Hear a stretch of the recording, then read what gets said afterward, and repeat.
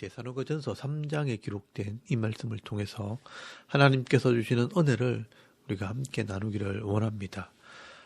여러분이 데살로니가전서 3장 말씀에는 이 데살로니가 교회를 향한 바울의 사랑과 이 바울의 기도가 기록이 되어 있습니다. 이 바울은 데살로니가에 있을 때 새 안식일 동안 이 3주를 말씀을 전했지만 많은 사람들이 예수를 믿게 되었고 또 이 유대인들의 반대와 핍박 때문에 쫓겨났기 때문에 남아있는 성도들이 늘 걱정이었습니다. 이 바울을 죽이려고 했던 유대인들이 예수를 믿는 성도들이 모인다고 할 때 그들을 얼마나 미워하고 방해를 하겠는가 하는 생각을 할 때 염려가 되는 것입니다. 이 3주밖에 하나님 말씀을 안 들었으니 오늘날로 말하면 초신자들인데 이 박해와 핍박을 견딜 수 있을까 염려가 되는 것입니다. 그래서 1절 말씀에 보시면 이 바울이 아테네에 있을 때 이 베레아에 남아있는 이 디모데에게 명하여 이 데살로니가에 있는 성도들을 위로하기 위해 보냈다라고 말씀을 합니다. 여러분 1절 말씀에 보시면 이러므로 우리가 참다 못하여 우리만 아덴에 머물기를 좋게 생각하고 우리 형제 곧 그리스도의 복음을 전하는 하나님의 일꾼 디모데를 보내니 이는 너희를 굳건하게 하고 너희 믿음에 대하여 위로함으로 아무도 이 여러 환난 중에 흔들리지 않게 하려 함이라. 우리가 이것을 위하여 세움 받은 줄을 너희가 친히 알리라 라고 말씀을 합니다. 여기 보시면 이 성도들을 향한 바울의 이 안타까워하는 마음이 드러나 있습니다. 내가 이 유대인들 때문에 이 데살로니가에서 쫓겨났는데 너희들은 얼마나 힘들었겠나. 그래서 아무도 이 여러 환난 중에 흔들리지 않게 하려 함이라. 이게 핵심입니다. 그래서 너희를 굳게 하고 너희 믿음에 대하여 위로하려고 이 디모데를 보냈다는 것입니다. 바울은 어린 양을 돌보는 목자 같은 마음으로 또한 유모가 자기 자녀를 돌보는 마음으로 이 성도들을 돌보고 있는 것입니다. 그리고 이것을 위해 내가 세움을 받았다. 이 목자의 사명을 말씀하게 됩니다. 여러분 3절 말씀 끝에 잘 보시면 우리가 이것을 위하여 세움 받은 줄 너희가 친히 알리라 라고 말씀을 합니다. 여기서 우리는 이 바울과 선교팀을 말하는 것입니다. 우리는 이것을 위해 세움을 받았다는 것은 성도를 세우고 격려하려고 부름을 받았다는 것입니다.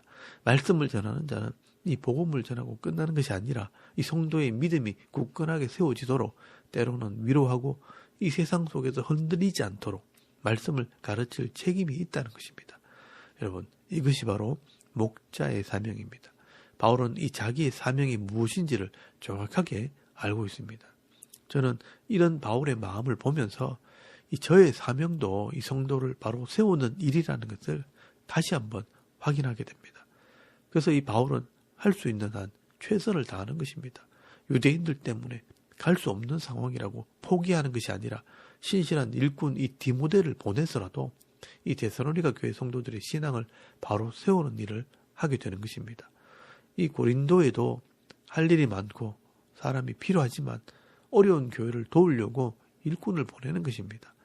저는 우리 교회들이요 다 이런 마음을 가지고 섬겼으면 좋겠다는 생각을 해봅니다. 일꾼이 없는 교회 일꾼들을 보내주고 함께 말씀을 가르치게 될 때 이 땅에 하나님의 나라가 임하지 않겠습니까? 하지만 이 교회들의 현실은 그렇지 않습니다. 한 사람이라도 자기 교회에 더 오게 하려고 욕심을 냅니다.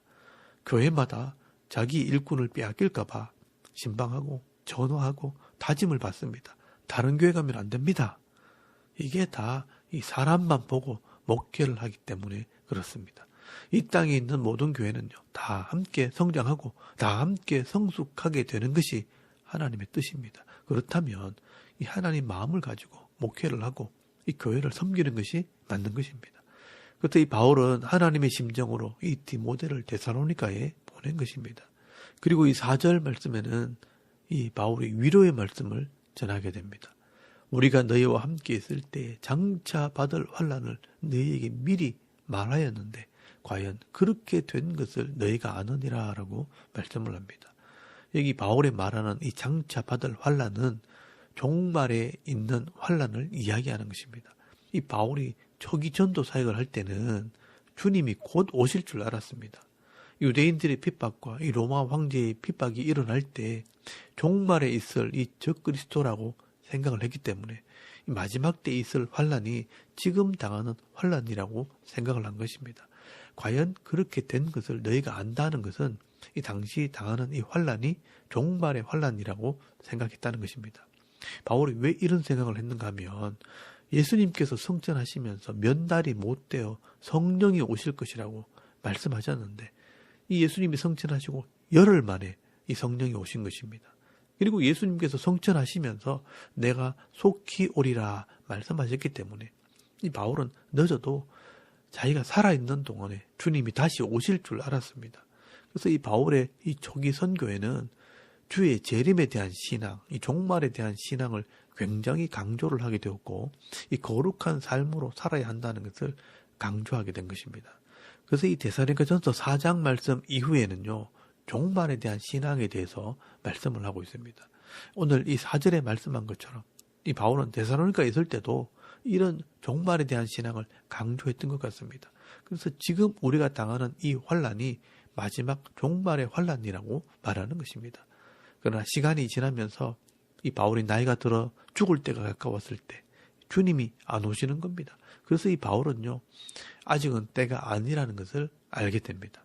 그래서 이제는 종말론적인 신앙이 아니라 하나님 말씀을 통한 성숙한 신앙을 강조하게 되고 또한 마지막 때까지 이 전도와 선교의 삶을 살아야 될 것을 가르치게 되는 것입니다.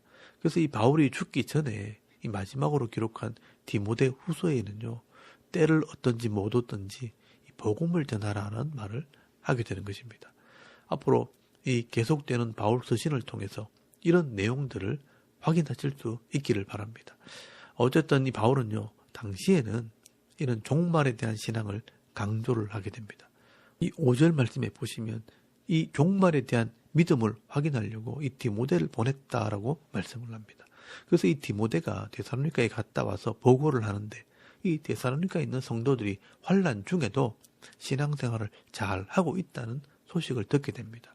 여러분 6절 말씀에 보시면 이 데살로니가 교회 성도들의 믿음을 확인한 것입니다.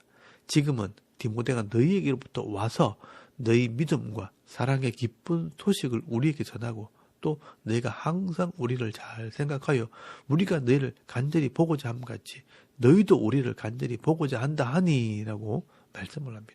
이 디모데가 이 하나님 말씀을 다시 가르치고 격려하고 위로하고 왔는데 감사하게도 이 데살로니가에 있는 성도들이 바울에게 들었던 이 말씀을 기억하고 있었고 또 앞에서 나왔지만 이 믿음의 역사와 사랑의 수고가 있는 삶을 살고 있다는 것을 보고하게 된 것입니다. 말씀에 대한 믿음과 말씀에 대한 실천, 이 사랑이 있다는 것을 확인한 것입니다.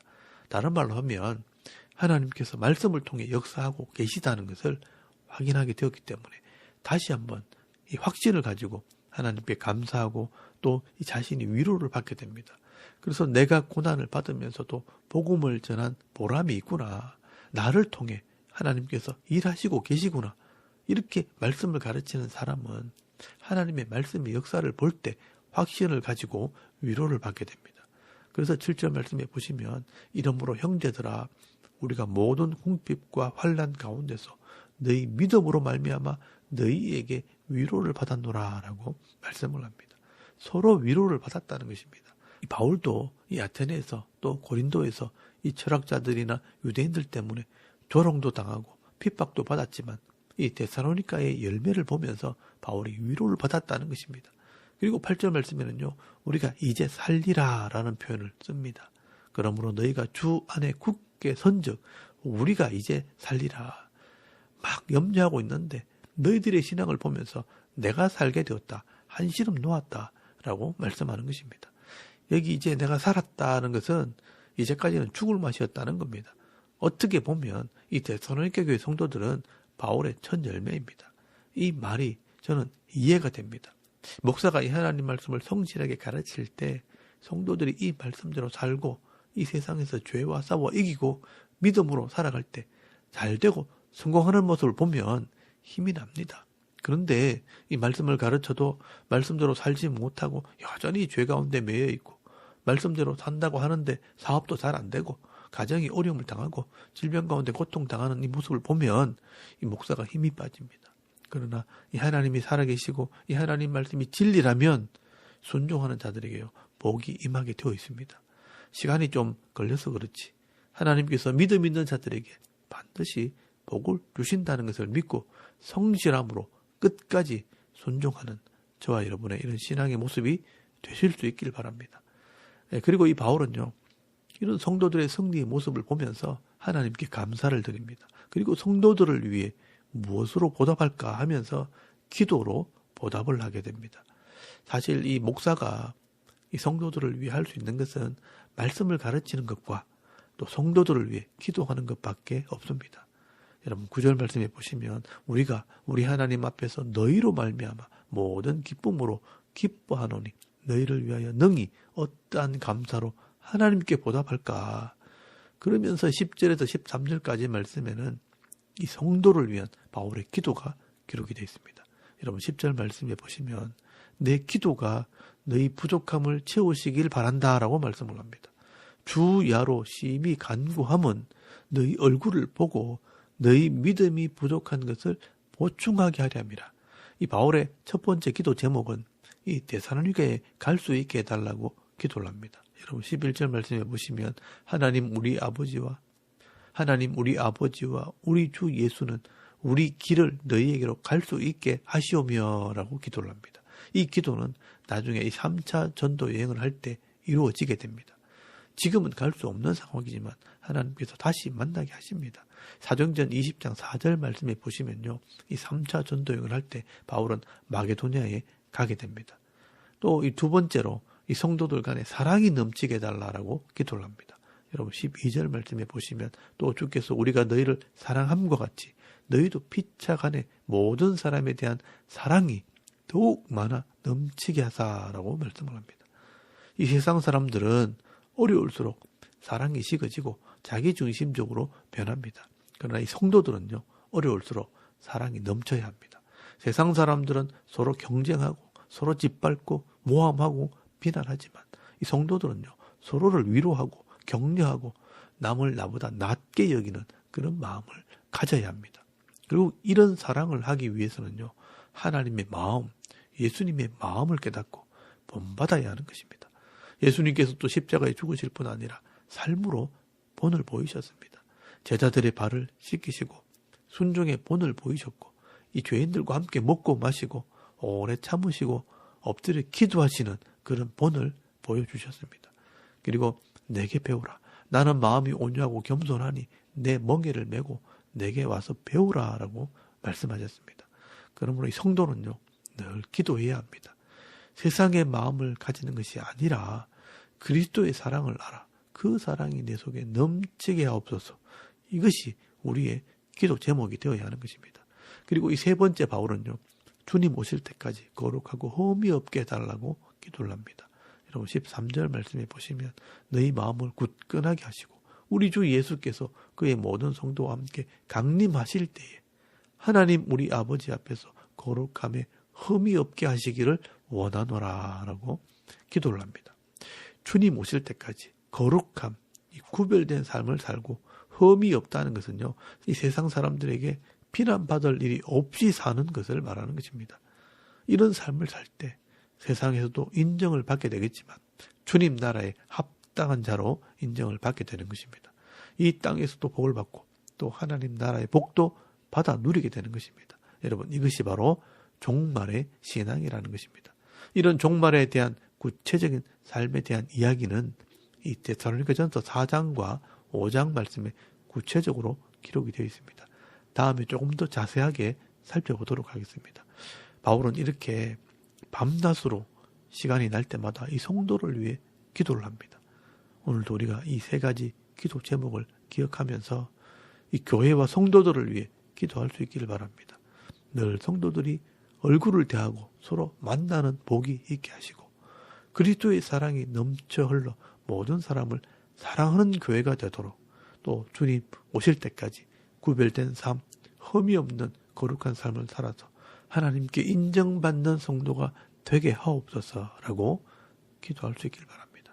오늘 저와 여러분도 막연하게 기도하지 마시고 이 바울의 기도 제목을 따라 교회를 위해 성도를 위해 기도할 수 있기를 바랍니다. 바울은 이렇게 고린도에 머물러 있으면서도 어려움을 당하는 이 데살로니가 교회 성도들을 위해 사람을 보내기도 하고 위로와 격려하기도 하고 또 기도하면서 이 하나님 나라를 세워나가는 것을 보게 됩니다. 오늘도 우리가 이 바울의 신앙과 이 목회를 본받아서 어려운 시절에 서로를 위로하고 격려하고 함께 기도하면서 나갈 때 이 험한 세상 가운데 승리의 삶, 위로의 삶, 능력 있는 삶을 살아가는 저와 여러분의 이런 영적인 삶의 모습이 되실 수 있기를 주의 이름으로 축원합니다. 아멘.